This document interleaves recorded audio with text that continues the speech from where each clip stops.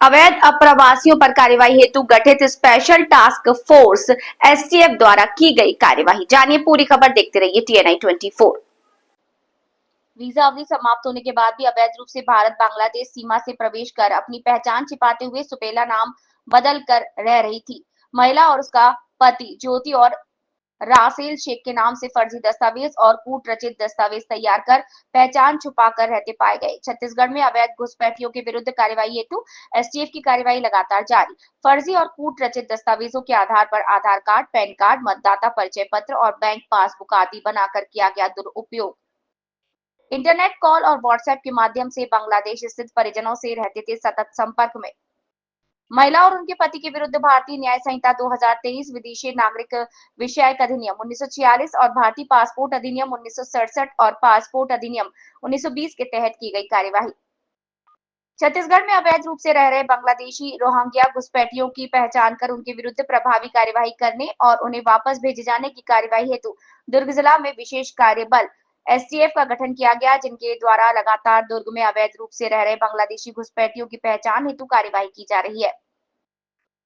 ज्योति Russell Sheikh उर्फ शाहिदा खातून और Russell Sheikh के विरुद्ध दुर्ग जिले में विदेशी विषयक अधिनियम, भारतीय पासपोर्ट अधिनियम और भारतीय दंड विधान की विभिन्न धाराओं के तहत अपराध पंजीबद्ध किया गया।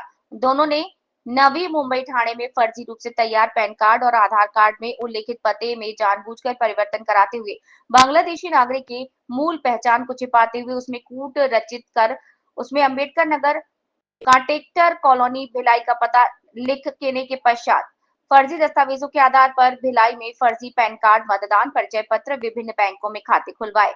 इस प्रकार बांग्लादेशी नागरिक शाहिदा खातून उर्फ ज्योति रासेल शेख और मोहम्मद रासेल शेख पिता मोहम्मद फकीर अली शेख उम्र 36 वर्ष द्वारा बिना वैध दस्तावेज के अवैध रूप से भारत में निवासरत होकर बांग्लादेशी नागरिक की मूल पहचान को छिपाते हुए स्वयं को भारतीय नागरिक सिद्ध करने के लिए छल पूर्वक फर्जी पैन कार्ड, मतदाता परिचय पत्र और आधार कार्ड, बैंक संबंधी दस्तावेज इत्यादि कूट रचित दस्तावेज तैयार कर उनका दुरुपयोग करना अपराध धारा 318(4), 319(2), 336(3), 35 बीएनएस, 14 विदेशी विषयक अधिनियम 1946, 12 पासपोर्ट अधिनियम 1967 और 3 पासपोर्ट भारत में प्रवेश अधिनियम 1920 का घटित करना पाए जाने से अपराध पंजीबद्ध कर विवेचना में लिया गया।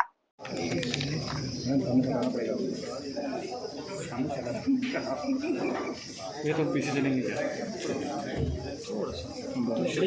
तुम्हारा कार आ रहा है ये वाला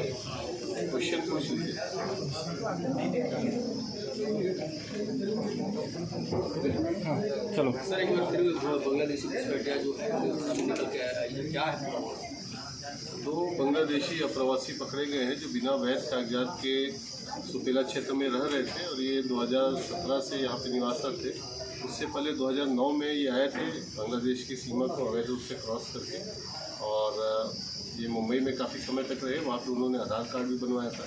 ये दोनों पति पत्नी के रूप में रह रहे थे और इन्होंने नाम भी, जो महिला ने अपना नाम जो शेख खातून था उस अपना नाम बदल के ज्योति रख लिया था और वो सूचना मिलने पे एसटीएफ ने तथ्यों को तस्दीक किया और उसके आधार पे कूट रचना, जालसाजी और साथ ही फॉरेनर सेक्ट और पासपोर्ट अधिनियम, इन धाराओं में इसमें कार्रवाई की गई। सर, कोई संदिग्ध दस्तावेज प्राप्त? इनसे दस्तावेज मिले हैं और उसमें उनके पैन कार्ड, आधार कार्ड जो बनवाए थे वो है और साथ ही पश्चिम बंगाल के भी दस्तावेज हैं, उनका विश्लेषण किया जा रहा है। सर, जब पहली बार आए थे तो क्या वीज़ा लेकर आए थे? पहली बार जब आए थे तो इनके पास पासपोर्ट और वीज़ा था, परंतु उसकी अवधि सीमित अवधि की थी। उसके ख़त्म होने के बाद भी ये मौजूद है। सर, जिस मकान में किराए में रह रहे थे कि उनका पुलिस को उसने सूचना नहीं दी थी मकान मालिक? अभी तक जो जानकारी मिली उसके मुताबिक सूचना नहीं दी थी और मकान मालिक की मृत्यु हो गई है और बाकी जो शेष तथ्य है उसकी जाँच की जा रही है। सर, ऐसे आगे भी अगर ऐसी कोई वारदात हो, अभी तो मृत्यु हो गई है, लेकिन ऐसे मकान मालिक के ऊपर भी तो कार्रवाई होगी। डेफिनेटली बिना सूचना के अगर है और बिना तस्दीकी के है तो मकान मालिक की जरूर कार्रवाई होगी। भिलाई कैसे पहुँचे सर? भिलाई 2017 में आए थे, क्योंकि ये बॉम्बे हावड़ा मेन रूट पे है, लिहाजा इनको आना जाना आसान थे, इसलिए भिलाई में रुक गए।